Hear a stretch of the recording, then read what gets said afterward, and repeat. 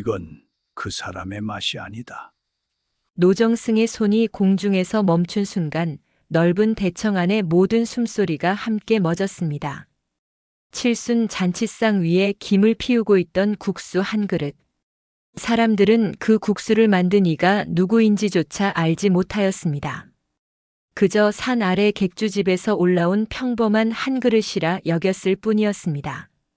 그러나 노정승은 한 젓가락을 든 채 오래도록 움직이지 않았습니다. 눈을 감은 그의 입가가 가늘게 떨렸고 방 안 사람들은 까닭을 알지 못한 채 서로의 얼굴만 살필 뿐이었습니다. 그리고 잠시 후 그의 입에서 나온 말은 뜻밖의 한마디였습니다.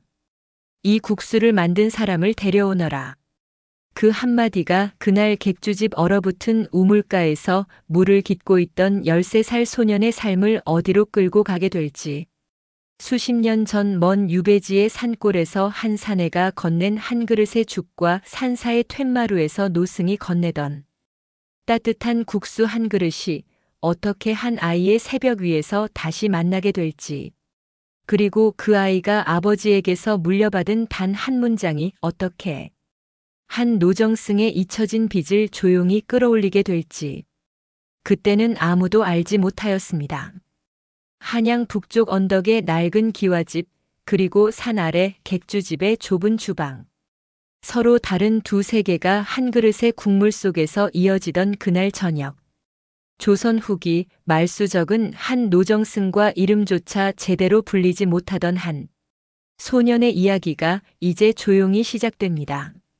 안녕하세요. 밤길 야담입니다. 구독과 좋아요, 댓글 부탁드립니다. 항상 감사합니다. 한양 북쪽 오래된 언덕 위에는 낡은 기와집 한 채가 서 있었습니다.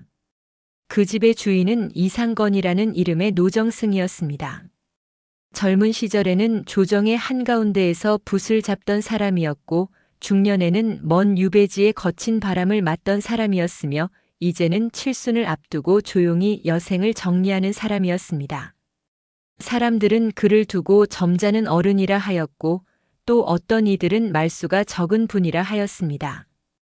그러나 그를 오래 곁에서 모신 이들은 알고 있었습니다. 그 말수 적음의 뒤편에 아무에게도 쉽게 꺼내지 못한 오래된 빚이 하나 남아있다는 것을. 이상건은 아침이면 마루 끝에 앉아 먼 산을 바라보았습니다. 햇살이 툇마루에 얇게 내려앉고 감나무 잎이 바람에 조용히 흔들릴 때 그는 자주 눈을 감았습니다. 그러면 희미하게 떠오르는 얼굴이 있었습니다. 젊은 날 낯선 유배지의 산골에서 마주쳤던 한 사내의 얼굴이었습니다. 거친 손, 검게 그을린 피부, 그러나 눈빛만은 이상하게도 맑았던 사람. 그 사내는 약초꾼이었습니다. 이름도 제대로 묻지 못한 채 헤어졌던 그 사내가 한 그릇의 죽과 한 줌의 약초로 자신의 목숨을 붙잡아 주었던 일을 이상건은 평생 잊지 못하였습니다. 그러나 세월이라는 것은 참 무서운 것이어서 잊지 못하였다고 믿었던 기억조차 조용히 흐려지고, 흐려진 기억은 어느새 일상의 뒤편으로 밀려나 버리고 맙니다. 이상건도 그러하였습니다. 조정에 복귀한 뒤로 그는 바빴습니다. 벼슬이 올랐고 식솔이 늘었고 책임져야 할 사람들이 많아졌습니다. 그 사이사이 문득 산골의 약초꾼이 떠오르는 날이 있었지만 그때마다 그는 이렇게 생각하였습니다. 훗날 반드시 찾아 은혜를 갚으리라. 그 훗날이 수십 년이 지나도록 오지 않을 줄은 모른 채 말입니다. 이상건에게는 또 한 사람, 잊을 수 없는 이가 있었습니다. 젊은 시절 그의 스승이자 마음의 의지처였던 노승 해담이었습니다. 해담은 산사의 조용한 승려였지만 말 한마디 한마디가 깊어 이상건은 그 앞에 앉으면 조정의 시끄러움을 잠시 내려놓을 수 있었습니다. 해담은 음식도 손수지었습니다. 특히 그가 끓여내던 국수 한 그릇은 맛이라기보다 사람을 어루만지는 손길에 가까웠습니다. 국물은 맑고 잔잔하였으며 면은 가늘고 부드러웠고 고명은 소박하였습니다. 그러나 한 입을 머금으면 하루의 피로가 조용히 풀어지고 마음 어딘가에 맺혔던 것이 따뜻한 김과 함께 흩어지는 듯 하였습니다. 해담은 그릇을 건네며 자주 이런 말을 하였습니다. 음식은 배를 채우는 것이 아니라 사람을 위로하는 것이네. 이상건은 그 말을 들을 때마다 가만히 고개를 끄덕였습니다. 그러나 젊은 그가 그 말의 깊이를 온전히 이해하였는지는 훗날 늙어서야 알 수 있는 일이었습니다. 해담이 세상을 떠나던 해 이상건은 먼 지방으로 나가 있었습니다. 소식을 들은 것은 장례가 모두 끝난 뒤였습니다. 그는 아무에게도 말하지 못하고 홀로 밤을 지새웠습니다. 그날 이후 그의 상에는 국수가 오르지 않았습니다. 아니, 정확히 말하자면 그는 국수를 더 이상 맛있게 먹지 못하였습니다. 어느 집에서 내어오는 국수든 한 젓가락을 들다가도 조용히 내려놓곤 하였습니다. 그 맛이 결코 해담의 것이 아니었기 때문입니다. 사람들은 노정승이 입이 까다로워졌다 하였고 어떤 이는 연세가 드셔서 그러하다 하였습니다. 그러나 이상건은 아무 말도 하지 않았습니다. 그저 가끔 혼자 남은 저녁의 빈 그릇을 바라보다가 작게 한숨을 내쉴 뿐이었습니다. 세월은 흘렀습니다. 그의 머리는 휘어졌고 등은 조금씩 굽어갔습니다. 조정에서 물러난 뒤로는 손님도 줄었고 편지도 줄었고 말도 줄었습니다. 집안에는 며느리와 손주들이 오갔지만 그들의 웃음소리조차 어느 날부터는 멀리서 들리는 것처럼 느껴졌습니다. 이상건은 그런 저녁이면 툇마루에 홀로 앉아 오래된 기억들을 하나씩 꺼내보았습니다. 유배지의 산골, 그 약초꾼의 거친 손, 산사의 툇마루, 해담이 건네던 따뜻한 국수 한 그릇, 그리고 그 사이사이에 끼어있는 갚지 못한 빚과 지키지 못한 약속들. 그는 자주 이렇게 혼잣말을 하였습니다. 내가 받은 것이 너무 많았구나. 그러나 그 말 뒤에는 늘 말하지 못한 한마디가 더 있었습니다. 그런데도 나는 아무것도 돌려주지 못하였구나. 칠순을 앞둔 해 식솔들은 조용히 생신상을 준비하기 시작하였습니다. 이상건은 큰 잔치를 원하지 않았습니다. 요란한 악기도 먼 데서 오는 손님도 화려한 음식도 마다하였습니다. 그저 집안 식구들끼리 조용히 한 상 차려 먹자, 그 한마디뿐이었습니다. 그러나 집안 사람들의 마음은 또 달랐습니다. 평생을 조심스럽게 살아온 어른의 칠순만큼은 그래도 정성을 다하고 싶었던 것이지요. 며느리는 며칠 전부터 음식을 의논하였고 하인들은 장을 보러 오갔으며 주방에서는 새벽부터 불이 꺼지지 않았습니다. 상에 오를 음식 가운데 국수 한 그릇이 놓이기로 한 것은 누구의 뜻이었는지 분명하지 않았습니다. 어쩌면 며느리의 세심함이었을지 모르고 어쩌면 노정승의 오래된 습관을 기억하는 누군가의 배려였을지도 모릅니다. 다만 그 국수를 어디에서 누구에게 맡길 것인지를 두고 집안에서는 한 객주 집의 이름이 오르내렸습니다. 산 아래 큰 길가에 있는 제법 이름난 객주집이었습니다. 그 집의 주방에는 강씨라는 이가 있었고 그 주방의 한쪽 구석에는 아무도 이름을 제대로 불러주지 않는 13살 소년 하나가 허드렛 일을 하고 있었습니다. 그 소년이 누구인지, 그 소년의 아버지가 어떤 사람이었는지, 그날 그 주방에서 무슨 일이 벌어질지를 이상건은 아직 알지 못하였습니다. 그는 다만 툇마루에 앉아 해가 기우는 먼 산을 바라보고 있었습니다. 바람이 조금 차가워진 저녁이었습니다. 그는 그때는 알지 못하였습니다. 생신날 상에 오를 한 그릇의 국수가 오래전 유배지의 산골과 산사의 툇마루를 그리고 한 번도 만나본 적 없는 한 아이의 새벽을 한 줄기 국물 속에서 다시 이어놓게 될 줄은, 그 한 젓가락이 그가 수십 년 동안 미뤄두었던 오래된 빚을 조용히 끌어올리게 될 줄은, 그리고 그 저녁 산 아래 객주집에 얼어붙은 우물가에서는 한 소년이 물을 깃고 있었습니다. 산 아래 객주집의 새벽은 언제나 다른 집들보다 조금 더 일찍 시작되었습니다. 먼 장터로 떠나는 장사꾼들이 첫 딱 울기 전에 길을 나서야 했기 때문에 객주집의 부엌은 아직 달빛이 남아있는 시각부터 불을 지펴야 했습니다. 그 새벽에 가장 먼저 움직이는 사람이 13살 소년 도현이었습니다. 도현은 얇은 무명옷 위에 낡은 솜조끼 하나를 겹쳐 입고 부엌 한쪽 구석의 집자리에서 몸을 일으켰습니다. 집자리 아래에서는 흙바닥에 찬 기운이 그대로 올라왔고 밤새 굳어있던 어깨와 무릎은 쉽게 펴지지 않았습니다. 그는 눈을 비비지도 않고 말없이 문을 열었습니다. 문 밖의 공기는 칼처럼 차가웠습니다. 마당 한쪽에는 얼음이 살짝 낀 우물이 있었고 그 옆에 그의 키만 한 물지개가 놓여 있었습니다. 도현은 그 물지개를 어깨에 올리고 익숙한 걸음으로 우물가로 걸어갔습니다. 두레박 줄을 풀어내릴 때마다 얼어붙은 줄이 손바닥에 갈라진 틈을 파고들었습니다. 그의 손은 13살 아이의 손이라고는 믿기 어려울 만큼 거칠어져 있었습니다. 물을 길어 올리고 독을 채우고 다시 길어 올리고 다시 독을 채우기까지 도현은 아무 말도 하지 않았습니다. 말을 건넬 사람도 없었고 말을 건넬 이유도 없었습니다. 그저 숨소리와 두레박이 물에 닿는 소리와 얼음 조각이 돌틈에 부딪히는 소리만이 새벽 마당을 채울 뿐이었습니다. 물을 다 깃고 나면 장작이 그를 기다리고 있었습니다. 도현은 작은 몸으로 도끼를 들었습니다.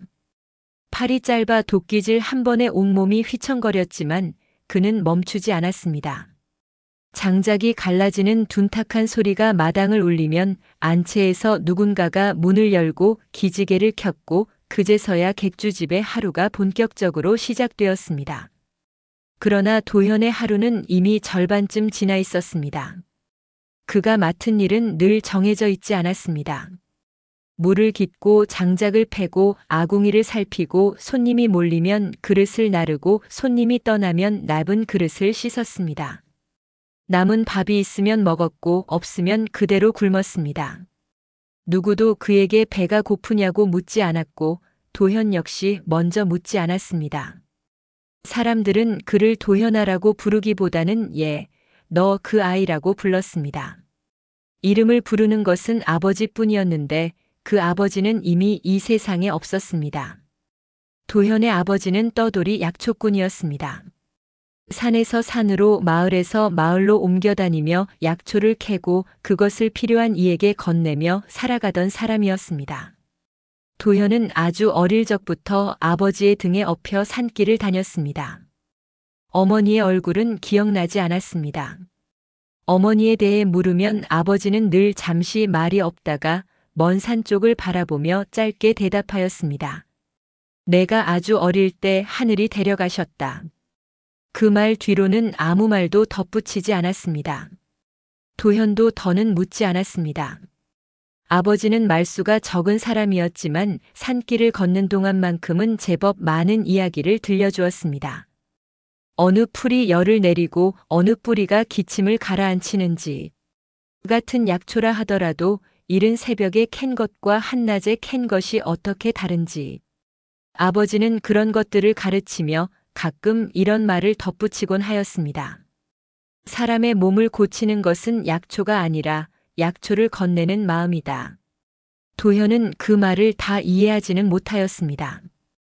다만 아버지가 그 말을 할 때의 눈빛만은 오래도록 가슴에 남았습니다. 아버지에게는 또 한 가지 손에 익은 일이 있었습니다. 국수를 만드는 일이었습니다. 객주집을 떠돌며 하룻밤 신세를 질 때마다 아버지는 부엌 한 켠을 빌려 국수를 말아내곤 하였습니다. 주인은 밥값 대신 그 국수 한 그릇을 받고 자리를 내어주었고 남은 국수는 언제나 도현의 몫이었습니다. 그 국수는 특별한 재료가 들어가지 않은 것이었습니다. 멸치와 다시마, 파 뿌리 몇 개, 간장 조금. 그뿐이었습니다. 그러나 도현이 기억하는 그 국물의 맛은 지금까지 어디에서도 다시 만나지 못한 맛이었습니다. 아버지는 면을 뽑을 때에도 국물을 끓일 때에도 한 번도 서두르는 법이 없었습니다. 불 위에 물이 끓기 직전 아주 작은 기포가 냄비 바닥에서 올라오기 시작할 때 아버지는 그 기포를 오래도록 바라보았습니다. 그러고는 낮은 목소리로 말하였습니다. 지금이다. 그 순간을 놓치지 않고 다시마를 건져내고 간장을 한 숟갈 넘지 않을 만큼만 흘려 넣었습니다. 도현은 아버지의 그 손놀림을 수없이 지켜보며 자랐습니다. 그것은 배웠다기보다는 스며들었다는 편이 가까웠습니다.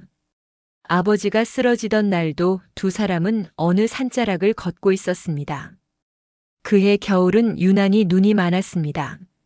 산길을 내려오던 아버지는 갑자기 걸음을 멈추더니 옆에 나무에 손을 짚고 한참을 서 있었습니다. 도현이 놀라 올려다보았을 때 아버지의 얼굴에는 식은 땀이 흐르고 있었습니다. 아버지는 억지로 웃으며 말하였습니다. 잠시 숨이 차구나. 그날 밤 산 아래 객주집의 뒷방에서 아버지는 오래도록 잠들지 못하였습니다. 도현은 아버지의 발치에 앉아 화롯불이 사그라드는 것을 지켜보았습니다. 새벽이 가까워올 무렵 아버지가 조용히 도현을 불렀습니다. 그리고 짧게 그러나 또렷하게 말하였습니다. 도현아, 음식은 배를 채우는 것이 아니다. 사람을 위로하는 것이다. 도현은 그 말의 뜻을 다 알지 못하였습니다.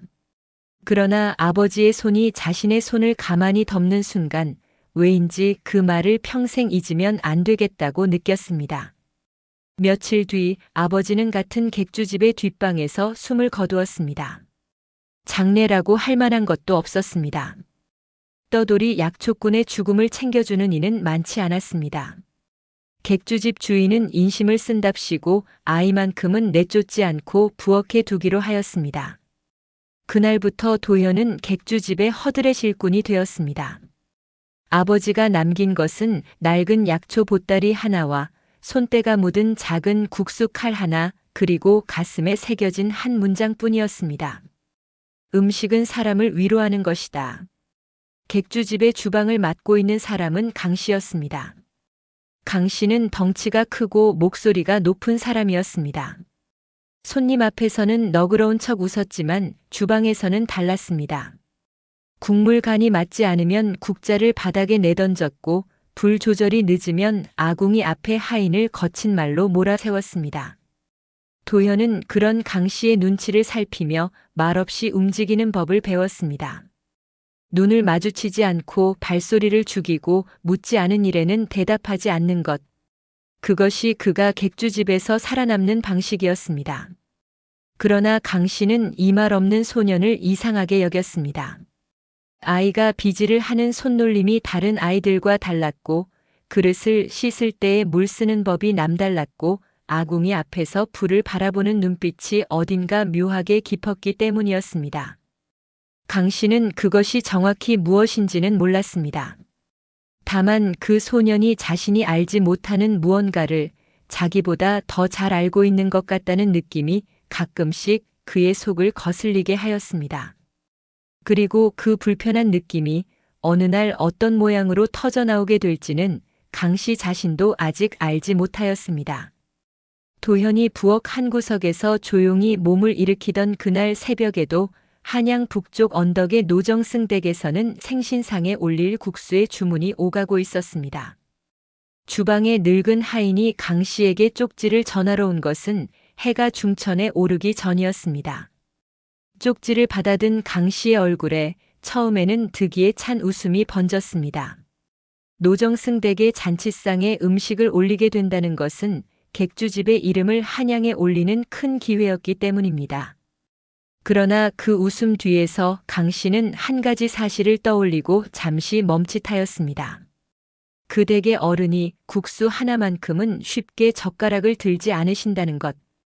어떤 국수를 올려도 한 젓가락을 들다가 내려놓으신다는 것. 강 씨는 입안으로 짧게 혀를 찼습니다.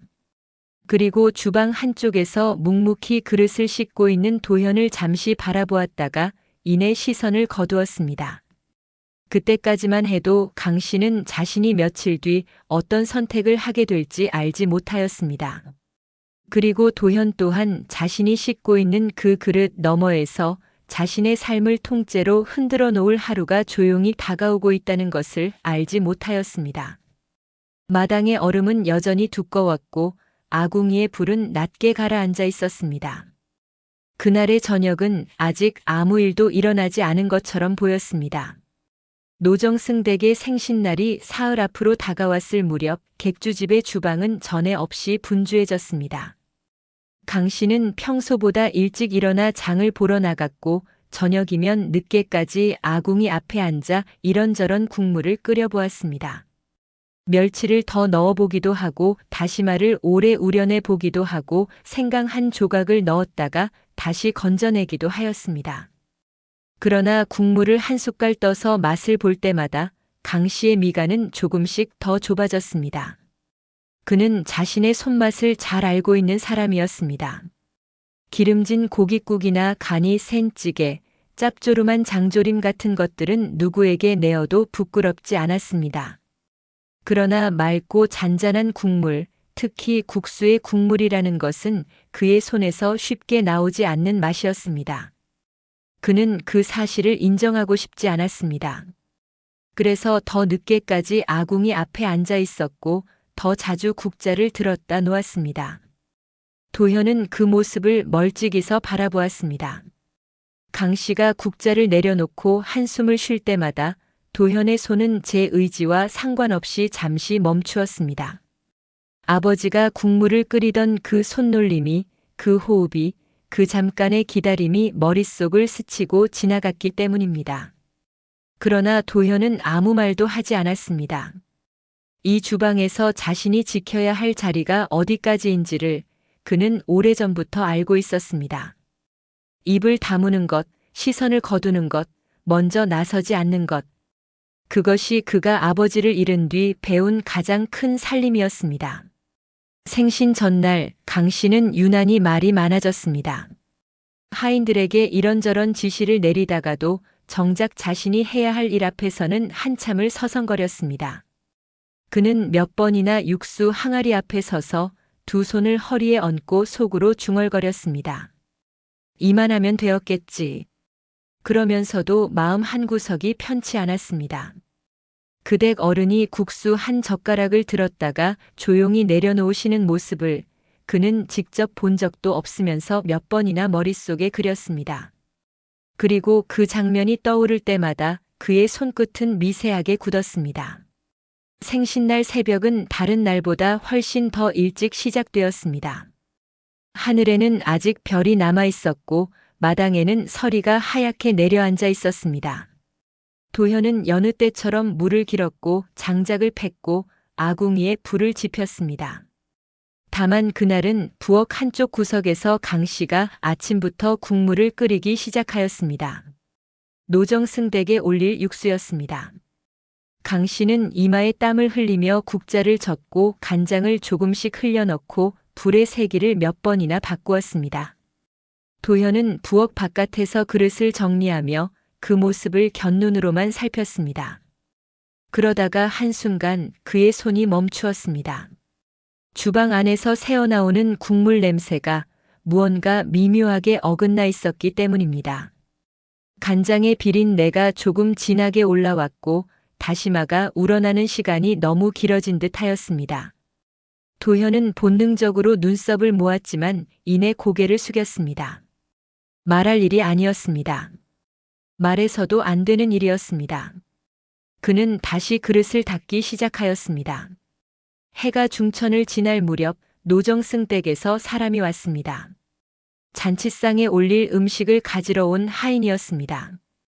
강 씨는 그 하인 앞에서 허리를 굽혔고 준비한 음식을 하나씩 내놓았습니다. 부침개가 차곡차곡 담긴 함지박, 졸여낸 고기가 놓인 그릇, 잣을 얹은 과일, 그리고 마지막으로 따뜻한 육수가 담긴 항아리였습니다. 국수는 댁에 도착한 뒤에 댁의 주방에서 바로 삶아 말아낼 예정이었습니다.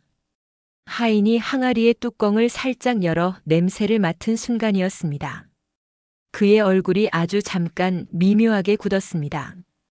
그러나 아무 말도 하지 않고 뚜껑을 다시 덮었습니다. 강 씨는 그 짧은 침묵을 놓치지 않았습니다. 그의 등에 식은 땀이 흘렀습니다. 그는 애써 너털 웃음을 지으며 하인을 배웅하였습니다. 수레가 문 밖으로 나가고 흙먼지가 가라앉을 때까지 강 씨는 대문 앞에 서 있었습니다. 돌아서는 그의 얼굴에서는 조금 전까지의 너털 웃음이 이미 사라져 있었습니다. 주방으로 돌아온 강 씨는 남아있는 육수 항아리 앞에 다시 섰습니다. 그리고 국자로 한 숟갈을 떠서 입에 넣었습니다. 그는 오랫동안 입을 움직이지 않았습니다. 이윽고 국자를 내려놓은 그의 입술 사이로 짧은 말이 새어나왔습니다. 이건 안 되겠구나. 그의 시선이 흔들렸습니다. 이미 수레는 떠났습니다. 그러나 대개 주방에 도착한 육수가 과연 그대로 상에 오를 수 있을지는 이제 그의 손을 떠난 일이었습니다. 만약 그 댁의 주방에서 누군가가 먼저 간을 보고 고개를 갸웃한다면, 만약 그 댁의 어른이 한 젓가락을 들었다가 조용히 수저를 놓는다면 그 책임은 고스란히 자신에게로 돌아올 것이었습니다. 강 씨의 손이 가늘게 떨렸습니다. 그는 자기도 모르게 주방을 한 바퀴 둘러보았습니다. 그리고 그의 시선은 자신의 의지와 상관없이 한 곳에 가서 멈추었습니다. 부엌 바깥, 낮은 돌 위에 앉아 그릇을 닦고 있는 도현의 뒷모습이었습니다. 어린 소년의 등은 작고 말라 있었습니다. 그 등 위로 겨울 햇살이 얇게 내려앉아 있었습니다. 강 씨는 무엇인가를 말하려다가 입을 다물었습니다. 그는 그 순간 자기 마음속에서 무언가가 조용히 고개를 드는 것을 느꼈습니다. 그것이 꾀인지 비겁함인지 아니면 두려움이 만들어낸 한순간의 악한 생각인지 그 자신도 분명하게 구분하지 못하였습니다. 다만 한 가지는 분명하였습니다.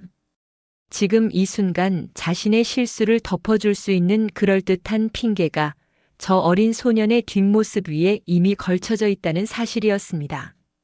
말이 없고 편을 들어줄 어른이 없고 항의할 목소리조차 가지지 못한 아이.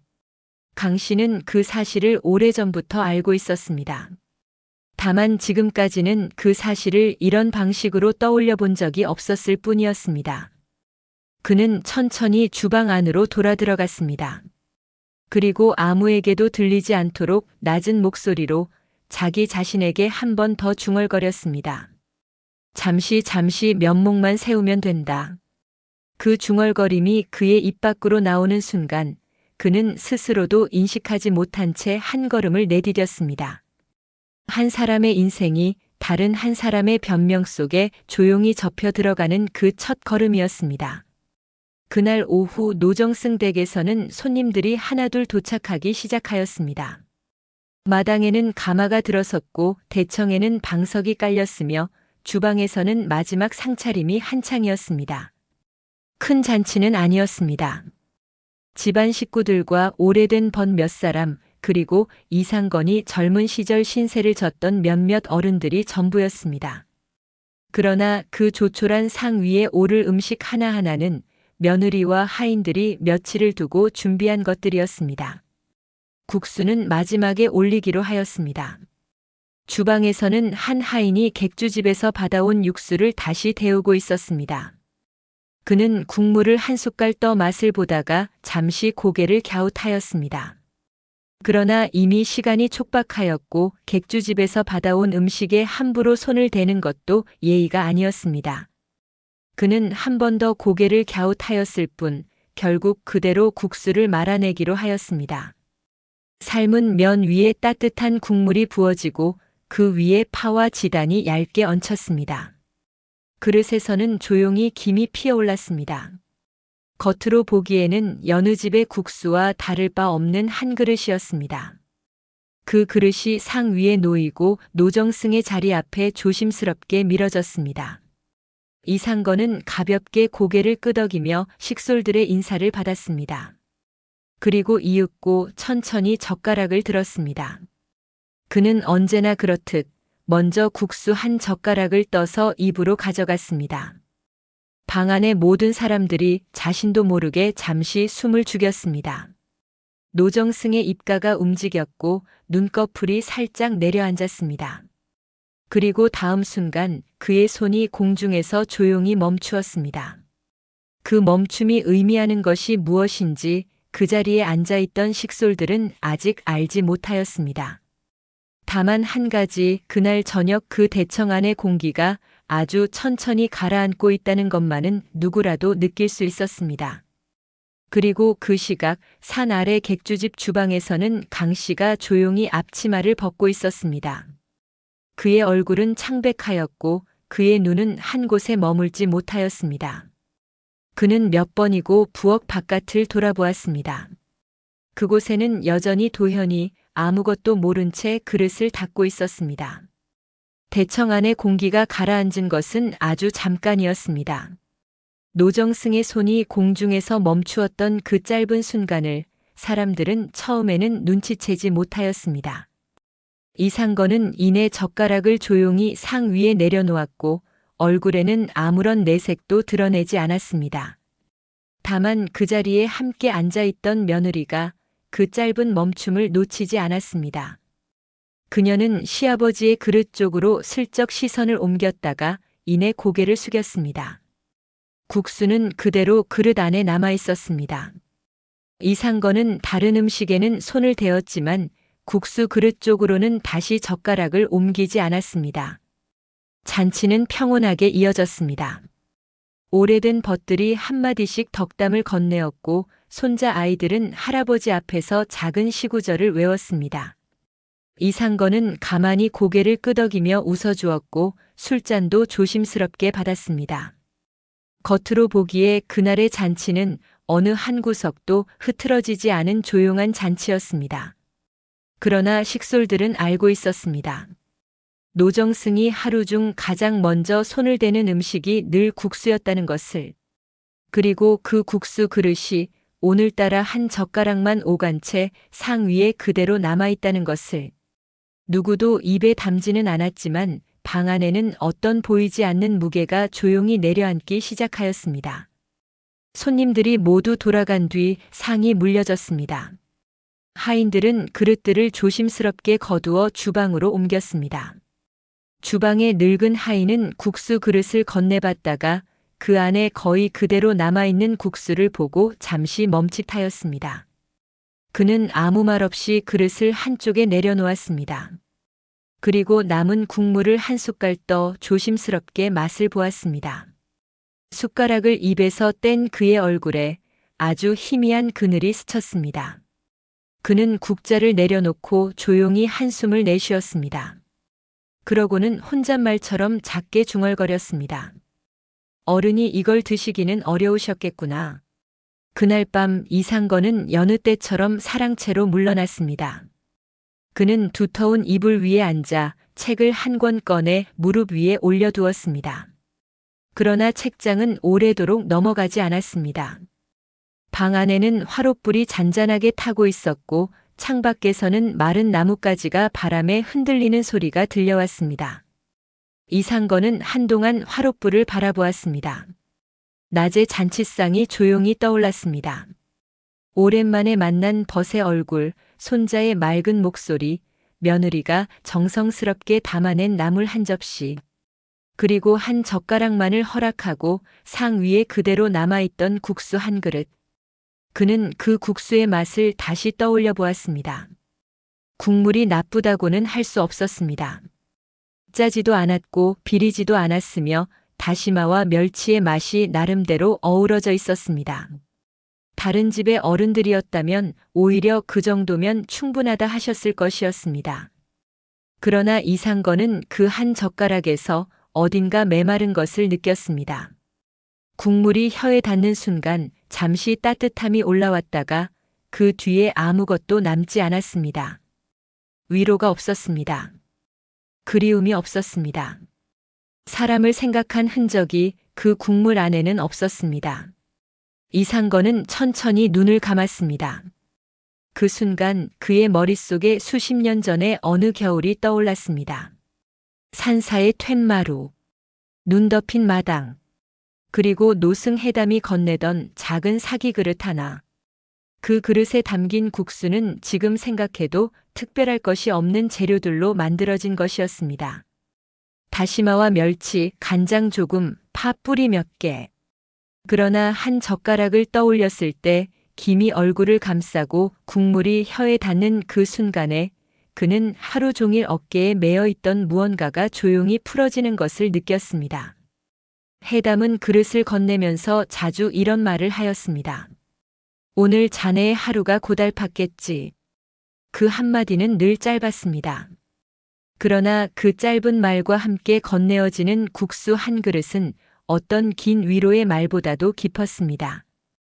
이상건은 그 그릇을 받아들 때마다 자신이 감당해온 벼슬자리의 무게와 차마 누구에게도 털어놓지 못한 마음의 짐들을 그 한 그릇 안에 조용히 내려놓고 돌아오곤 하였습니다. 해담이 세상을 떠난 뒤 그는 어느 집에서도 그런 국수를 다시 만나지 못하였습니다.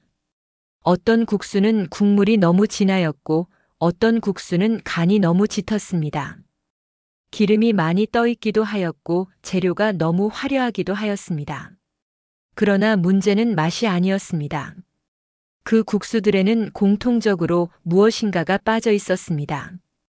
이상건은 그것을 한마디로 표현할 줄 몰랐습니다.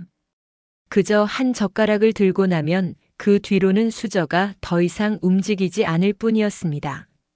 사람들은 그런 그를 두고 연세가 드셔서 입맛이 까다로워지셨다 하였습니다. 혹은 젊은 시절 높은 분들 상을 자주 받아 드셔서 기준이 높아지셨다 하였습니다. 이상건은 어느 쪽도 부정하지 않았습니다.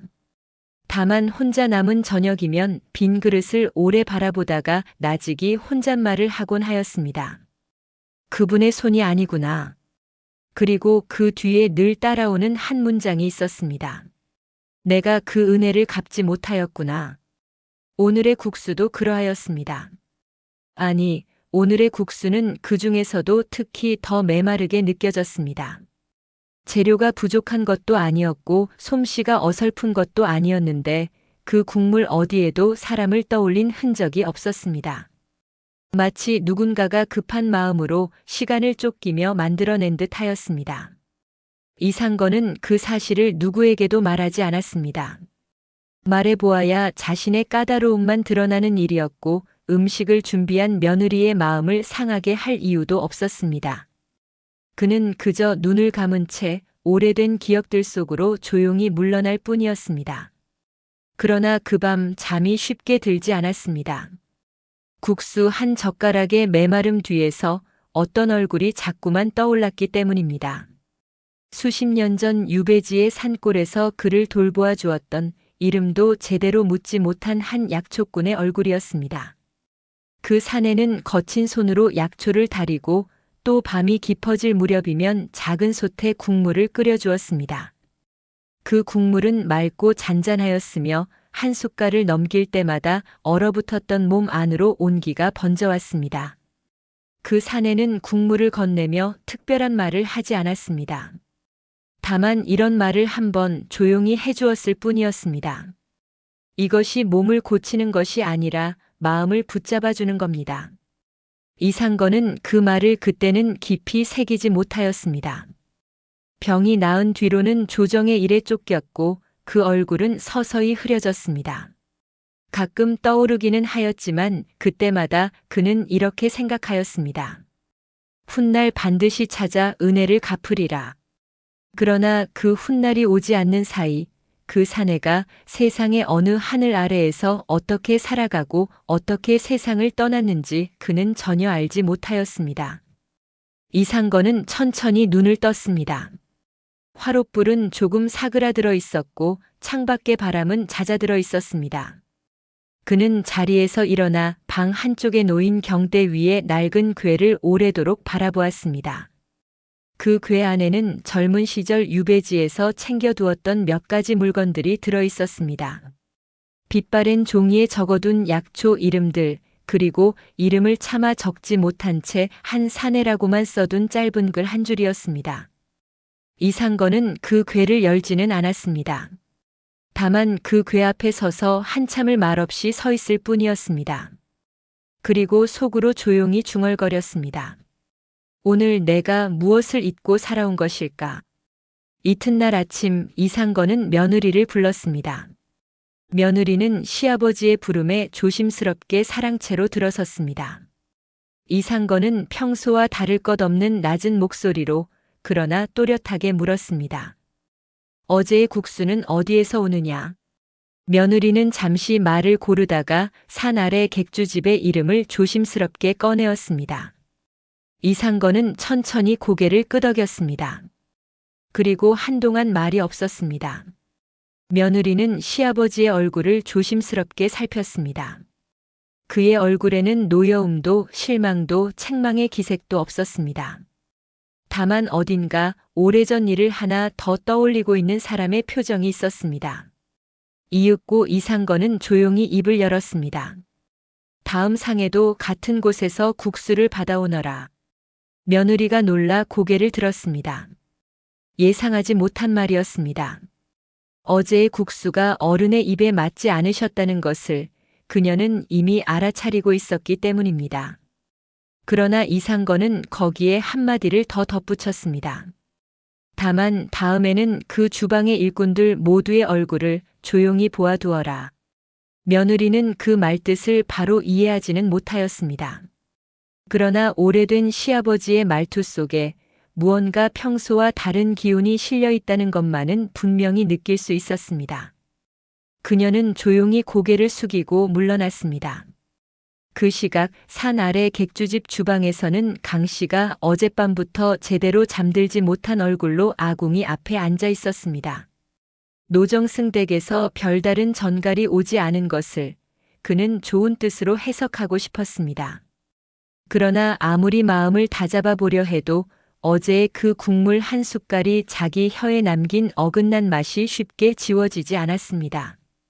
그는 주방 한쪽에서 조용히 움직이고 있는 도현의 뒷모습을 다시 한번 바라보았습니다. 어린 소녀는 여전히 아무것도 모르는 얼굴로 그릇을 닦고 있었습니다. 그 손끝에서 떨어지는 물방울이 돌바닥 위에 작게 번지고 있었습니다. 강 씨는 천천히 시선을 거두었습니다. 그리고 자기 자신에게 몇 번이나 되뇌었습니다. 아무 일도 없었다. 아직 아무 일도 일어나지 않았다. 그러나 그 되뇌미 길어질수록 그의 손끝은 조금씩 더 차가워졌습니다. 그리고 그는 아직 알지 못하였습니다. 노정승 댁에서 또 한 번 국수의 주문이 내려올 것이라는 것을, 그리고 그 두 번째 주문이 자신의 마음속에 이미 자리 잡은 한 가지 생각을 결국 바깥으로 끌어내게 될 것이라는 것을. 노정승 댁에서 다시 전갈이 온 것은 생신상이 물러간 지 채 열흘이 지나지 않아서였습니다. 그날도 객주집의 마당에는 아직 아침 서리가 가시지 않았습니다.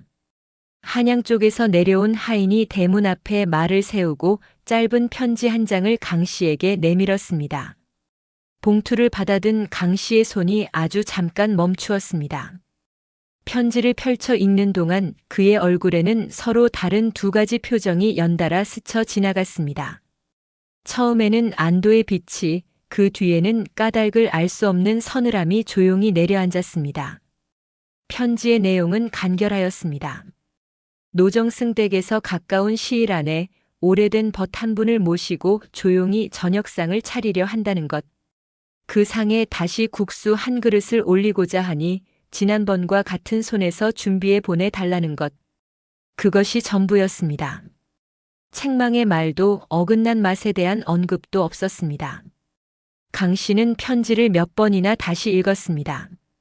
그리고 끝내 말미에 한 줄로 덧붙여 있는 문장에서 그의 시선이 멈추었습니다.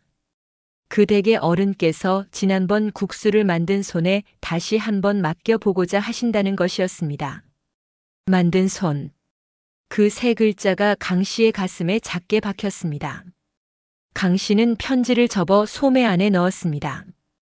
그리고 대문 바깥으로 시선을 돌렸습니다. 마당 한쪽에서는 도현이 여전히 물지개를 어깨에 올리고 우물가로 걸어가고 있었습니다. 어린 소년의 걸음은 천천하였고 물통의 무게에 한쪽 어깨가 조금씩 기울어져 있었습니다. 강 씨는 한참을 그 뒷모습을 바라보았습니다.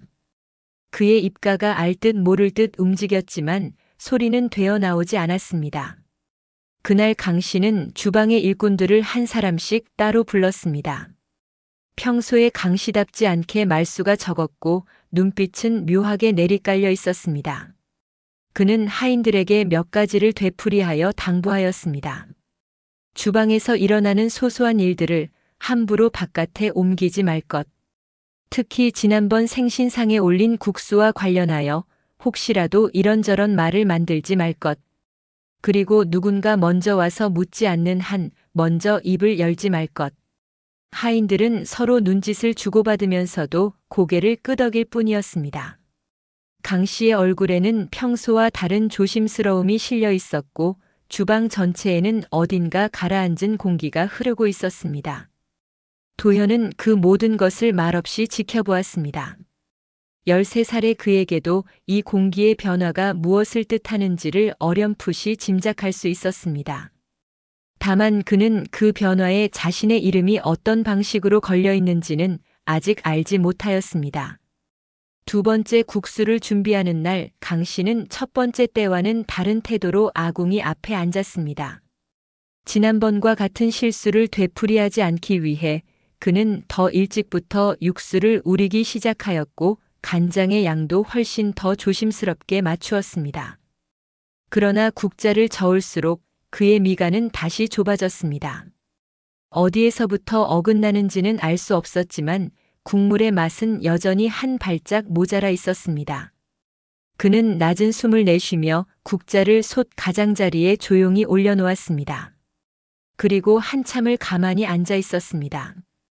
그의 머릿속에는 저번 저녁 노정승 댁에서 내려온 그 한 줄의 문장이 떠나지 않고 있었습니다. 지난번 그 손에 다시 한번 맡기고자 한다. 강 씨는 이 문장을 처음 읽었을 때부터 마음속에 한 가지 생각이 조금씩 자라나고 있음을 이미 느끼고 있었습니다. 그 생각은 자신의 손이 만들어낸 국수가 정말로 그 댁 어른의 마음을 붙잡았는지 확인해 보고 싶다는 욕심과는 조금 달랐습니다. 그보다 더 솔직한 감정은 두려움이었습니다. 두 번째 상에 올린 국수 또한 어른의 젓가락 아래에서 조용히 내려놓아진다면 이번에는 더 이상 자신의 변명이 통하지 않을 것이라는 두려움. 그 두려움이 커질수록 그의 시선은 자꾸만 주방 바깥의 도현에게로 향하였습니다. 강 씨는 저녁 무렵 드디어 자리에서 일어났습니다. 그는 손을 씻고 앞치마를 새로 둘렀으며 마음을 다잡듯 짧게 심호흡을 하였습니다. 그리고 부엌 바깥으로 걸어나가 마당 한쪽에서 나무를 패고 있던 도현을 불렀습니다. 도현아, 잠깐 들어오너라. 도현은 도끼를 내려놓고 손에 묻은 나무 부스러기를 옷자락에 털었습니다. 그리고 조용히 강 씨의 뒤를 따라 부엌 안으로 들어갔습니다. 부엌 안에서는 솥 안의 국물이 은은한 김을 피우고 있었습니다. 강 씨는 솥 앞에 서더니 국자를 도현에게 내밀었습니다. 한번 맛을 보아라. 도현은 놀란 눈으로 고개를 들었습니다. 주방 안에서 가장 낮은 자리에 있는 자신이 주방 책임자인 강 씨의 국물을 먼저 맛본다는 것은 상상해 본 적 없는 일이었기 때문입니다. 도현은 잠시 망설였습니다. 그러나 강 씨의 눈빛은 평소와 달랐습니다. 화를 내고 있는 것도 시험을 하려는 것도 아니었습니다. 그 눈빛 안에는 오히려 어떤 지친 기색이 섞여 있었습니다. 도현은 조심스럽게 국자를 받아들었습니다. 그리고 한 숟갈을 떠 천천히 입에 넣었습니다. 국물은 따뜻하였습니다. 그러나 도현의 혀끝에 닿는 순간 그는 이상하게도 아버지의 얼굴을 먼저 떠올렸습니다. 아버지가 국물을 만들 때 늘 먼저 바라보던 그 작은 기포, 다시마를 건져내는 호흡의 순간, 간장을 흘려넣기 전 한번 멈추어 주던 그 잠깐의 기다림이 이 국물 안에는 빠져 있었다는 것을 그는 알아차렸습니다. 도현은 아무 말도 하지 않았습니다. 그저 국자를 다시 솥 가장자리에 조용히 올려놓았을 뿐이었습니다.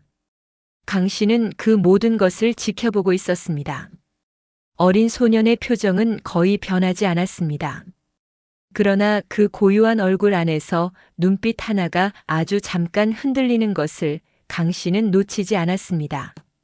강 씨는 낮은 목소리로 물었습니다. 무엇이 모자라느냐? 도현은 고개를 숙였습니다. 입을 열 수 있는 자리가 아니었고 입을 열어본 적 없는 아이이기도 하였습니다. 그는 오랫동안 침묵을 지켰습니다. 강 씨는 그 침묵을 재촉하지 않았습니다. 다만 솥 안의 국물에서 올라오는 김을 가만히 바라보고 있었을 뿐이었습니다. 그리고 그 순간 강 씨의 머릿속에서는 이미 한 가지 결심이 조용히 굳어지고 있었습니다. 그 결심은 그 자신조차 차마 분명한 말로 꺼내보지 못한 어딘가 비겁하고 어딘가 약삭빠른 생각이었습니다. 강 씨는 천천히 도현에게서 시선을 거두었습니다. 그리고 아무 일도 없었던 것처럼 말하였습니다. 되었다. 나가보아라. 도현은 고개를 숙이고 조용히 부엌을 나갔습니다. 문이 닫히는 소리를 들으며 강 씨는 오래도록 솥 앞에 서 있었습니다.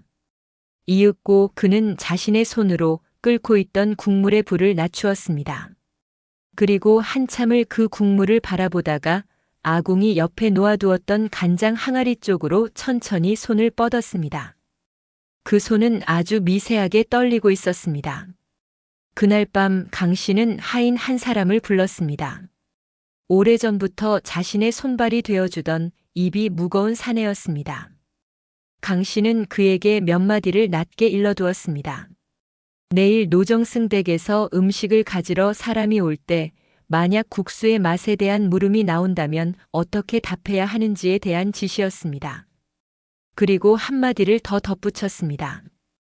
국수의 간과 국물의 마무리는 부엌의 어린 아이 하나가 곁에서 거들어 주었다는 것을 자연스럽게 흘리듯 이야기에 두라는 것이었습니다.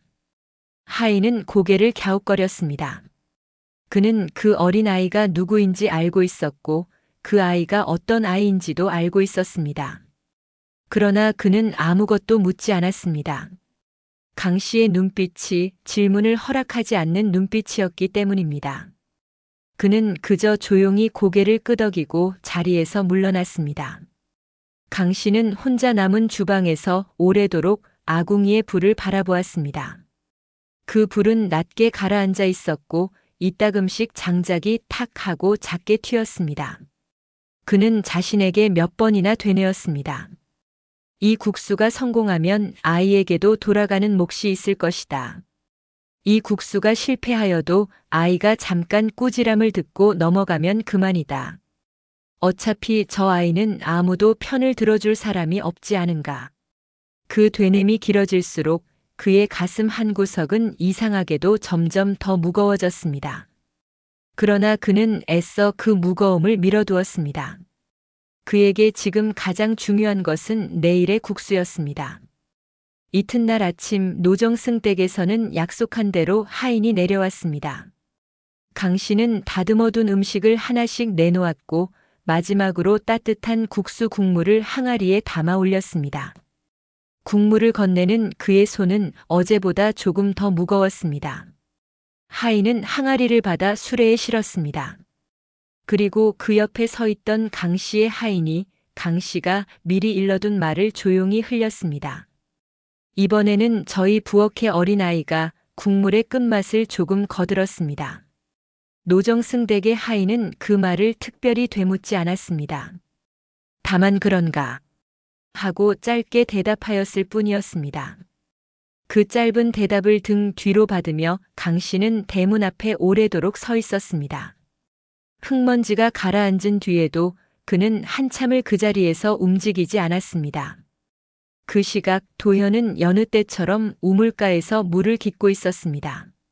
어젯밤 강 씨가 자신에게 한 숟갈의 국물을 맛보게 한 일을 그는 아직 마음 한구석에 담아두고 있었습니다. 그러나 그 일이 어떤 그림 안에 놓여 있는지는 그는 전혀 알지 못하였습니다.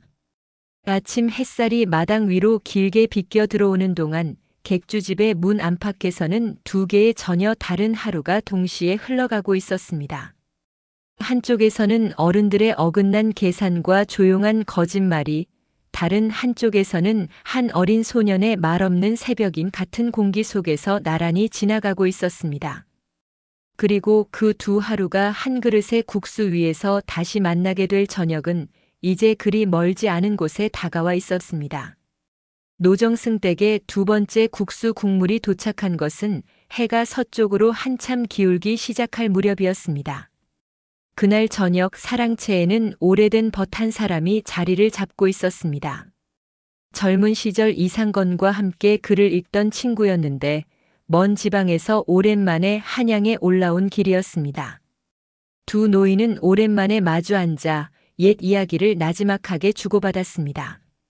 술잔이 천천히 오갔고 창밖에서는 저녁 바람이 마른 잎을 조용히 쓸고 지나갔습니다. 상은 조촐하였습니다. 나물 몇 접시, 조린 생선 한 마리, 따뜻한 국물 한 종지, 그리고 마지막에 국수 한 그릇이 조심스럽게 상 위에 놓였습니다. 이상건은 젓가락을 들었습니다. 지난번과 달리 그의 손에는 아주 작은 긴장이 배어 있었습니다.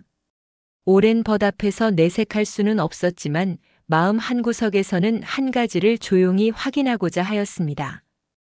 그 국수가 지난번과 같은 국수인지 아니면 무엇인가 달라져 있는지를 말입니다. 그는 면을 한 젓가락 들어 올렸습니다. 김이 얇게 얼굴에 닿았습니다. 이어 국물을 한 숟갈 천천히 떠 입으로 가져갔습니다. 국물이 혀에 닿는 순간 이상건의 손이 다시 한번 공중에서 멈추었습니다. 그러나 이번의 멈춤은 지난번과는 전혀 다른 종류의 멈춤이었습니다. 지난번에는 그 국물이 어딘가 메말라 있어 그는 수저를 내려놓을 수밖에 없었습니다. 그러나 오늘의 국물 안에는 어제까지만 해도 없었던 무엇인가가 조용히 깃들어 있었습니다. 국물은 여전히 맑았고 간은 오히려 지난번보다 더 옅어져 있었습니다. 다시마의 맛은 부드럽게 깔려 있었고 멸치의 향은 거의 드러나지 않을 정도로 잔잔하였습니다. 그러나 그 잔잔함의 끝자락에서 어떤 따뜻한 것이 천천히 올라왔습니다. 그것은 재료의 맛이 아니었습니다. 그것은 누군가가 이 한 그릇을 만드는 동안 사람을 생각하며 기다려준 어떤 시간의 맛이었습니다. 이상건은 눈을 감았습니다. 그 순간 오래도록 잊고 있던 한 장면이 또렷하게 떠올랐습니다. 산사의 툇마루 노승해담이 건네던 작은 사기 그릇. 그 그릇 안에서 올라오던 잔잔한 김. 그리고 그 김 너머로 조용히 들려오던 한마디. 오늘 자네의 하루가 고달팠겠지. 이상건은 다시 한 숟갈을 떠올렸습니다. 이번에는 입술에 닿기 전부터 그의 눈가가 가늘게 젖어들었습니다. 오랜 벗이 그 모습을 보고 잠깐 젓가락질을 멈추었습니다. 그러나 아무 말도 묻지 않았습니다. 친구의 얼굴에 드리워진 그 그늘이 설명이 필요한 종류의 것이 아니라는 것을 오랜 세월 함께 살아온 그는 이미 알고 있었기 때문입니다. 이상건은 오래도록 수저를 놀리지 않았습니다. 다만 국수가 식지 않도록 조금씩 국물을 떠넘기며 한 그릇을 천천히 비워나갔습니다. 마지막 한 젓가락을 입에 넣은 뒤 그는 가만히 수저를 내려놓았습니다. 그리고 자기 자신에게 하듯 낮은 소리로 한마디를 흘렸습니다. 이건 그분의 맛이 아니다. 오랜 벗이 이번에는 조심스럽게 물었습니다. 그분이라 함은 누구를 말하는가? 이상건은 한동안 대답하지 않았습니다. 그는 창밖을 바라보았습니다. 이미 어둠이 내려앉기 시작한 마당 너머로 한 줄기 희미한 별빛이 감나무 가지 사이로 번지고 있었습니다. 그는 다시 한번 조용히 말하였습니다. 그분의 맛이 아니다. 그런데도 그분의 마음과 닮았다. 그 말을 하는 동안 이상건의 손은 상 위에 놓인 빈 국수 그릇을 가만히 어루만졌습니다. 그릇은 이미 식어가고 있었지만 그 온기가 그의 손바닥에 가늘게 남아 있었습니다. 그날 밤 벗을 배웅하고 돌아온 이상건은 오래도록 자리에 눕지 못하였습니다. 그는 사랑채의 툇마루에 나와 차가운 밤 공기를 가만히 들이마셨습니다. 그의 머릿속에서는 한 그릇의 국수가 남긴 여운이 쉽게 가라앉지 않고 있었습니다. 그것은 단순히 맛의 문제가 아니었습니다. 그 한 그릇 안에는 아주 오래전 한 사람이 자신에게 건네었던 어떤 정성의 모양이 다른 손을 통해 조용히 재현되어 있었던 것입니다. 이상건은 스스로에게 물었습니다. 누구의 손이 이 맛을 내었는가? 그는 객주집 주방에서 국수를 책임지고 있는 사람의 이름을 이미 들어 알고 있었습니다. 그러나 오늘 이 국물의 온기는 그 이름과는 어딘가 어울리지 않았습니다. 평생 조정에서 수많은 사람을 보아온 그는 알고 있었습니다. 말 많은 손에서 나오는 음식과 말 없는 손에서 나오는 음식은 결국 다른 결을 가진다는 것을. 그는 오래도록 툇마루에 앉아 있었습니다. 그리고 조용히 마음 한가운데에 한 가지 결정을 내렸습니다. 이튿날 이상건은 며느리를 다시 사랑채로 불렀습니다. 그의 목소리는 평소와 다름없이 낮았지만 며느리는 시아버지의 말 속에서 여느 때와 다른 무게를 느꼈습니다. 이상건은 담담하게 일렀습니다. 객주집에 사람을 보내 주인과 주방을 맡은 이 그리고 그 밑에서 국수를 거들었다는 이까지 모두 이 댁으로 한번 올라오게 하라는 것이었습니다.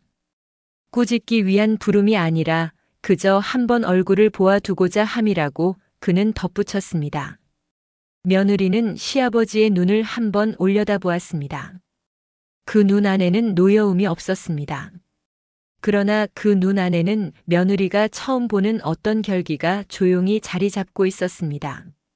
그녀는 더 묻지 않고 고개를 숙였습니다. 며칠 뒤 노정승 댁의 하인 한 사람이 객주집 대문 앞에 말을 세웠습니다. 주인이 직접 맞이하러 나왔습니다. 하인은 짧게 용건을 전하였습니다. 그 댁의 어른께서 며칠 안에 주인과 주방 책임자 그리고 지난번 국수일을 곁에서 거들었다는 이까지 함께 한번 올라오게 하신다는 것이었습니다. 주인은 공손하게 고개를 숙였습니다. 그러나 그의 옆에 서 있던 강 씨의 얼굴은 그 순간 눈에 띄게 굳었습니다. 강 씨는 태연한 척 입술을 다물었지만 그의 손끝은 옷자락 안에서 미세하게 떨리고 있었습니다. 하인이 돌아간 뒤 강 씨는 주방으로 돌아와 오래도록 말을 하지 않았습니다. 그는 자기 자리에 앉아 아궁이의 잔불을 오래도록 바라보았습니다. 그의 머릿속에서는 자신이 며칠 전 흘려두었던 한마디가 희미하게 되살아나고 있었습니다. 부엌의 어린아이가 국물의 끝맛을 조금 거들었습니다. 그때는 단순한 핑계였습니다. 혹시라도 국수의 맛이 다시 어긋났을 때 그 책임을 잠깐이나마 나누어 둘 구실이었을 뿐이었습니다. 그러나 지금 그 한마디는 전혀 다른 무게로 그에게 되돌아오고 있었습니다. 노정승 댁의 어른이 그 어린아이를 직접 보고자 하신다. 그 한 줄 안에 어떤 의도가 담겨 있는지 강 씨는 알지 못하였습니다. 어쩌면 책망일지도 모르고 어쩌면 그저 얼굴만 확인하려는 것일지도 모르는 일이었습니다. 그러나 어느 쪽이든 이 일은 이제 그의 손을 떠난 자리로 흘러가고 있다는 것만은 분명하였습니다. 강 씨는 천천히 자리에서 일어났습니다. 그리고 부엌 바깥으로 걸어 나갔습니다. 마당에서는 도현이 여느 때처럼 저녁 설거지를 준비하고 있었습니다.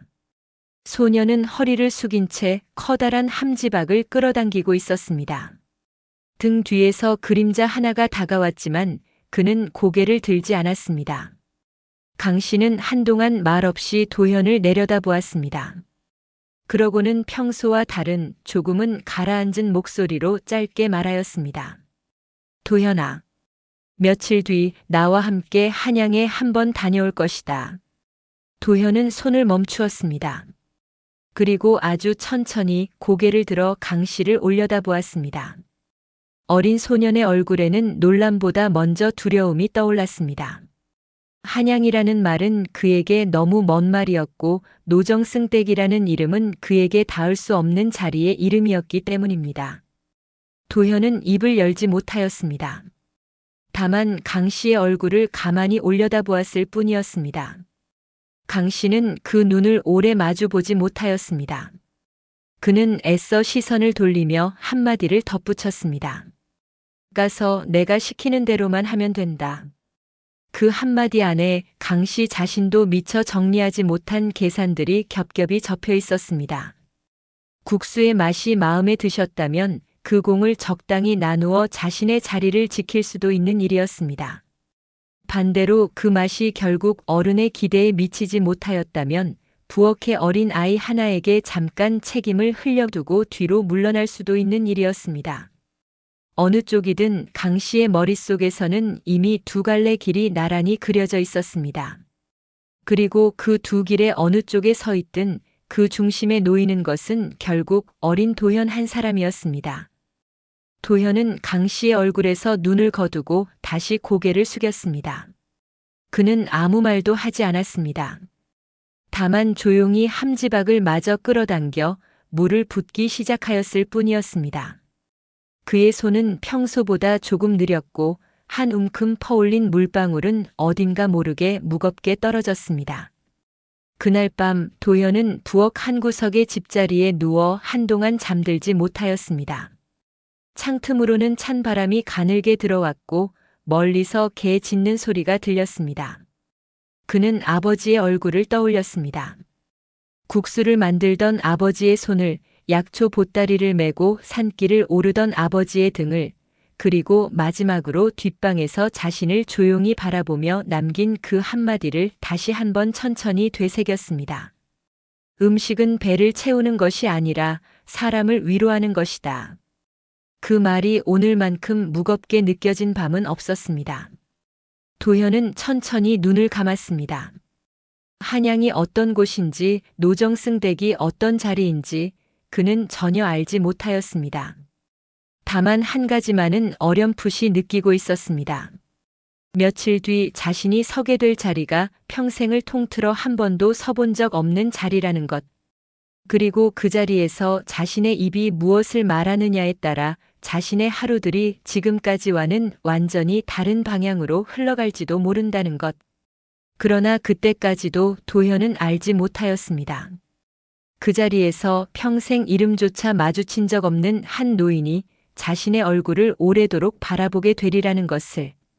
그리고 그 노인의 눈 안에 수십 년 전 유배지 산골에서 한 약초꾼이 남기고 간 온기가 조용히 되살아나고 있으리라는 것을. 한양으로 올라가는 길은 도현에게는 태어나서 가장 먼 길이었습니다. 그는 난생 처음 객주집의 대문 바깥으로 그렇게 먼 걸음을 나서 보는 것이었습니다. 객주집 주인과 강 씨가 앞서 걷고 도현은 그 뒤를 작은 걸음으로 따라 걸었습니다. 어깨에 물지개 대신 무엇인가를 지고 있지 않다는 것이 도현에게는 오히려 어색한 일이었습니다. 그는 자꾸만 자신의 두 손을 내려다보았습니다. 길을 따라 걷는 동안 강 씨는 평소와 달리 말수가 적었습니다. 이따금씩 고개를 돌려 도현을 바라보았지만 그 눈빛을 도현은 오래 마주 보지 못하였습니다. 도현은 그저 흙길 위에 찍히는 자신의 발자국만을 따라가며 속으로 아버지의 얼굴을 조용히 떠올렸습니다. 노정승 댁의 대문 앞에 이르렀을 때 도현은 저도 모르게 걸음을 멈추었습니다. 기와가 오래되어 검게 내려앉아 있었고 대문 위에는 낡았으나 정갈한 현판이 걸려 있었습니다. 대문 안쪽에서는 사람들이 조심스럽게 오갔고 마당에는 잎이 넓은 감나무 한 그루가 가지를 들이우고 있었습니다. 객주집의 좁고 눅눅한 마당과는 다른 깊고 고요한 공기가 그 안에 가득 차 있었습니다. 하인이 세 사람을 사랑채 쪽으로 인도하였습니다. 객주집 주인이 먼저 들어갔고 그 뒤를 강 씨가 따랐으며 도현은 가장 끝에서 고개를 숙인 채 발걸음을 옮겼습니다. 사랑채 안에는 두툼한 방석 위에 한 노인이 앉아 있었습니다. 노인은 고든 자세로 앉아 있었지만 어깨는 세월의 무게에 조금씩 가라앉아 있었습니다. 흰 수염이 길게 내려와 있었고 얼굴에는 깊은 주름이 고요하게 자리 잡고 있었습니다. 그 노인이 평생 이름으로만 들어온 노정승 이상건이었습니다. 세 사람은 문 앞에서 공손히 절을 올렸습니다. 도현은 허리를 깊이 숙였습니다. 고개를 들지 못한 채 그는 자신의 심장이 평소와 다르게 뛰고 있다는 것을 느꼈습니다. 이상건은 그들이 자리에 앉을 때까지 아무 말도 하지 않았습니다. 다만 조용한 시선으로 세 사람을 천천히 살펴보았습니다. 객주집 주인은 허리를 굽힌 채 말을 고르고 있었고 강 씨는 애써 태연한 얼굴을 지으려 하였으나 그의 두 손은 무릎 위에서 조금씩 떨리고 있었습니다. 이상건의 시선이 마지막으로 도현에게 머물렀습니다. 어린 소녀는 여전히 고개를 숙이고 있었습니다. 그 작은 어깨, 거칠어진 손등, 무명옷 위에 남아있는 희미한 검댕의 자국. 그 모든 것을 이상건은 말없이 오래 바라보았습니다. 그는 조용한 목소리로 입을 열었습니다. 고개를 들어보아라. 도현은 망설이다가 아주 천천히 고개를 들었습니다. 그의 눈과 이상건의 눈이 처음으로 마주쳤습니다. 이상건의 눈에는 꾸짖음도 위험도 시험도 없었습니다. 다만 오래도록 무엇인가를 더듬어 찾고 있는 사람의 고요한 눈빛이 거기 있었습니다. 이상건은 한동안 말이 없었습니다. 이윽고 그가 나직하게 물었습니다. 내 아버지의 이름은 무엇이었느냐? 도현은 잠시 당황하였습니다. 자신의 이름이 아니라 아버지의 이름을 먼저 묻는 어른을 그는 처음 보았기 때문입니다. 그는 작은 목소리로 그러나 또박또박 아버지의 이름을 대었습니다. 이상건의 어깨가 아주 잠깐 알아보기 어려울 만큼 가늘게 흔들렸습니다. 그는 곧 다시 평온한 얼굴로 돌아왔지만 그 짧은 떨림을 이 방 안에서 오직 한 사람만은 지나치지 않고 바라보고 있었습니다.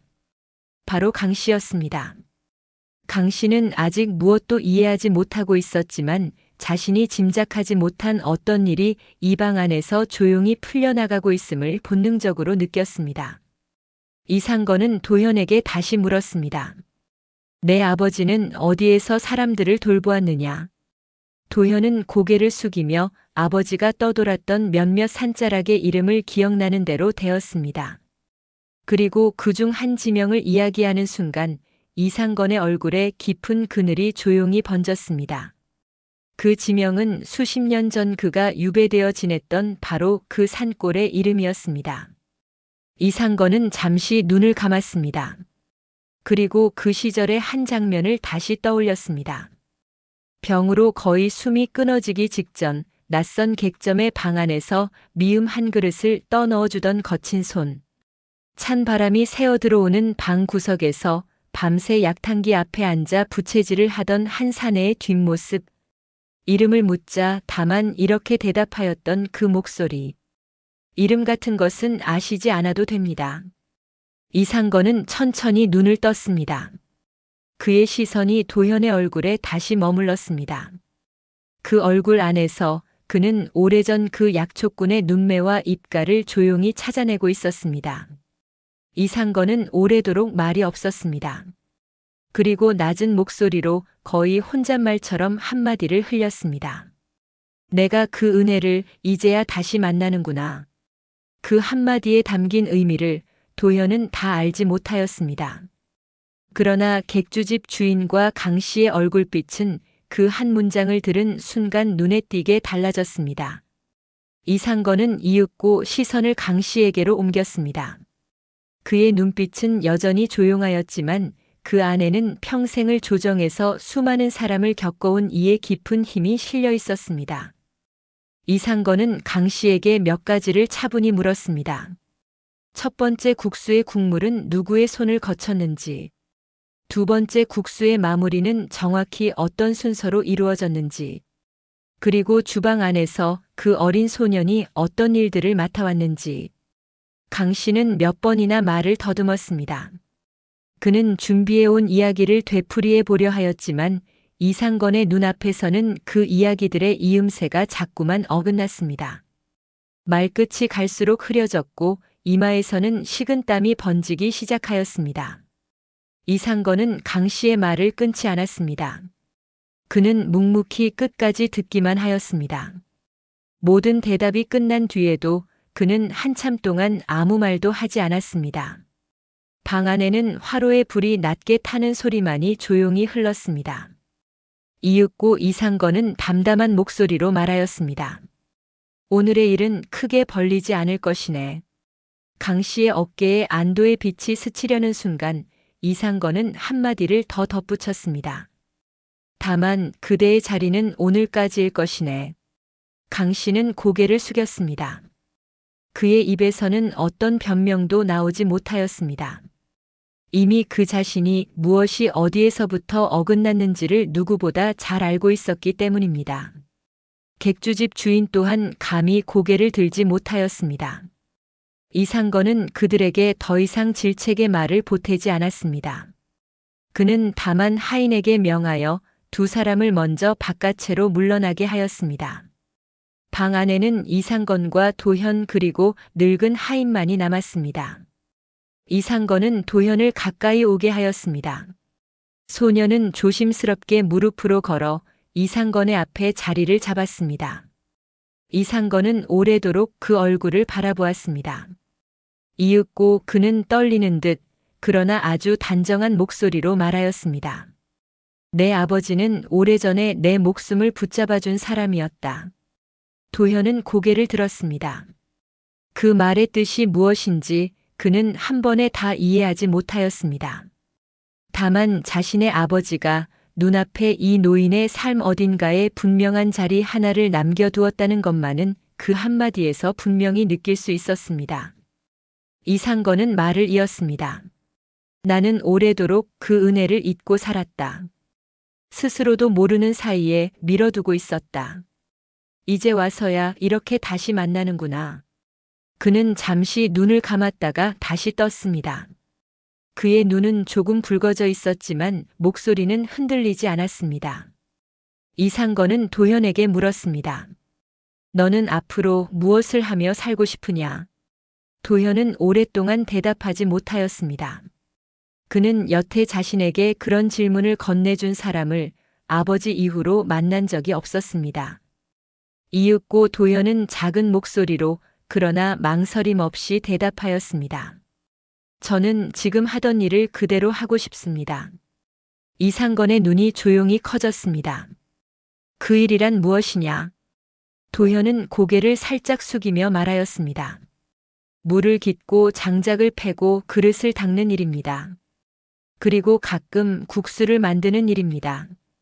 방 안에 잠시 고요가 내려앉았습니다. 이상건은 천천히 고개를 끄덕였습니다.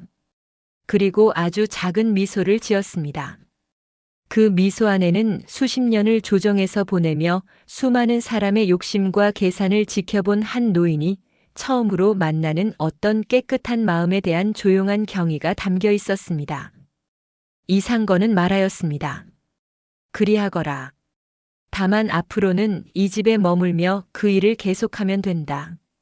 도현은 고개를 들어 이상건을 바라보았습니다.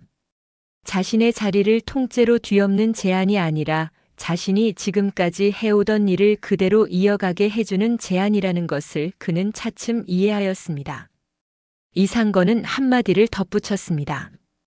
다만 한 가지만 내게 약속해다오. 도현은 조용히 귀를 기울였습니다. 이상건은 천천히 말하였습니다. 내 아버지가 내게 남긴 그 한마디를 앞으로도 잊지 말아라. 도현의 눈에 잠깐 물기가 어렸습니다. 그는 고개를 깊이 숙였습니다. 그리고 아주 작은 목소리로 그러나 분명하게 대답하였습니다. 예, 잊지 않겠습니다. 그해 봄 노정승 댁에서는 작은 잔치가 다시 열렸습니다. 큰 손님을 부른 자리도 요란한 악기가 울린 자리도 아니었습니다. 집안의 몇몇 식솔과 오래된 벗 한두 사람이 모인 조촐한 저녁이었습니다. 상 위에는 소박한 음식 몇 가지가 놓였습니다. 그리고 마지막에 따뜻한 국수 한 그릇이 조용히 올려졌습니다. 이상건은 그 국수를 오래도록 바라보았습니다. 그릇에서 피어오르는 김이 그의 얼굴에 얇게 번졌습니다. 그는 천천히 젓가락을 들었습니다. 그리고 한 젓가락을 떠 조용히 입으로 가져갔습니다. 국물이 혀에 닿는 순간 이상건은 눈을 감았습니다. 이번에는 손이 공중에서 멈추지 않았습니다. 그의 입가에는 오래도록 보이지 않던 잔잔한 미소가 번져 있었습니다. 그는 나직하게 말하였습니다. 이제야 마음이 따뜻해지는구나. 주방 쪽에서는 한 어린 소년이 그릇을 닦으며 그 말을 듣고 있었습니다. 그의 손은 여전히 거칠었고 무명옷 소매에는 물방울이 묻어 있었습니다. 그러나 그 손끝의 움직임 하나하나에는 오래전 산자락을 함께 걷던 한 약초꾼의 호흡이 조용히 살아 있었습니다. 세월이 흘러 도현이 만든 국수 이야기는 한양 안에서 조금씩 입에서 입으로 전해지게 되었습니다. 사람들은 그 국수를 두고 특별한 재료가 들어간 음식이라 말하지 않았습니다. 맛이 유난히 진하다거나 솜씨가 화려하다고 말하지도 않았습니다. 다만 이렇게 말하였습니다. 그 국수 한 그릇을 들고 나면 이상하게도 오래 묵은 마음에 얹힌 것이 조금 풀어지는 것 같다고. 그리고 그런 이야기를 들을 때마다 노정승 이상건은 툇마루에 앉아 조용히 먼 산을 바라보며 이렇게 혼잣말을 하곤 하였습니다. 음식은 배를 채우는 것이 아니다. 사람을 위로하는 것이다. 그 한마디는 오래전 유배지의 산골에서 한 약초꾼이 남긴 말이었고 다시 그의 아들 도연이 이어받은 말이었으며 이제는 한 노정승의 가슴속에서 조용히 되살아난 말이었습니다. 그리고 그날 이후로도 한양 북쪽 언덕의 낡은 기와집에서는 저녁이 내려앉을 무렵이면 조용히 국수 한 그릇에서 김이 피어오르곤 하였습니다. 그 김 너머에는 서로 다른 시간 위를 살아온 두 사람의 마음이 한 그릇의 국물 안에서 조용히 이어져 있었습니다. 한 그릇의 국수에서 피어오르는 김이 서로 다른 시간 위를 살아온 두 사람의 마음을 가만히 이어놓았습니다. 유배지 산골에서 건네어진 한 숟갈의 미음, 산사의 툇마루에서 받아든 잔잔한 국물 한 그릇, 그리고 객주집 얼어붙은 우물가에서 물을 깃던 한 소년의 새벽인 결국 같은 자리에서 조용히 만나게 된 이야기였습니다. 어쩌면 우리네 삶도 그와 다르지 않을지도 모릅니다. 누군가에게 받은 작은 온기를 오랫동안 잊고 지내다가 어느 늦은 저녁에야 문득 떠올리게 되는 일. 이름도 묻지 못한 채 스쳐 지나간 한 사람의 손길이 수십 년의 세월을 건너 다시 내 앞에 돌아와 앉는 일. 그 모든 것이 결국은 한 그릇의 따뜻한 음식처럼 조용히 우리를 어루만지고 지나가는 것인지도 모르겠습니다. 오늘 밤 이 이야기가 여러분의 하루 끝자락에 작은 위로 한 숟갈이 되었기를 바랍니다. 차가운 바람이 부는 저녁이든 마음이 가라앉는 밤이든 누군가 나를 생각하며 끓여준 국물 한 그릇이 있었다는 사실만으로도 사람은 다시 하루를 살아갈 힘을 얻는 법이니 말입니다. 이 이야기가 마음에 잔잔히 남으셨다면 아래 좋아요 버튼을 가만히 눌러주시기 바랍니다. 그리고 앞으로도 이처럼 오래된 옛 이야기, 잊혀진 사람들의 사연, 잠자리에 편히 들으실 수 있는 나지막한 야담들을 계속 전해드리고자 하오니 아직 구독을 누르지 않으신 분들께서는 채널 구독을 꼭 부탁드립니다. 댓글란에는 오늘 이 이야기를 들으시며 떠오른 분의 얼굴이나 오래도록 가슴에 남아있는 따뜻한 기억 한 자락을 가만히 적어주셔도 좋겠습니다. 여러분이 남겨주신 그 한 줄이 또 다른 누군가의 긴 밤에 조용한 위로가 되어줄 것입니다. 오늘도 먼 길 걸어오시느라 수고 많으셨습니다. 이불을 조금 더 여미시고 따뜻한 물 한 모금 드신 뒤에 부디 편안한 밤 되시기를 바랍니다. 다음 이야기에서 다시 조용히 뵙겠습니다.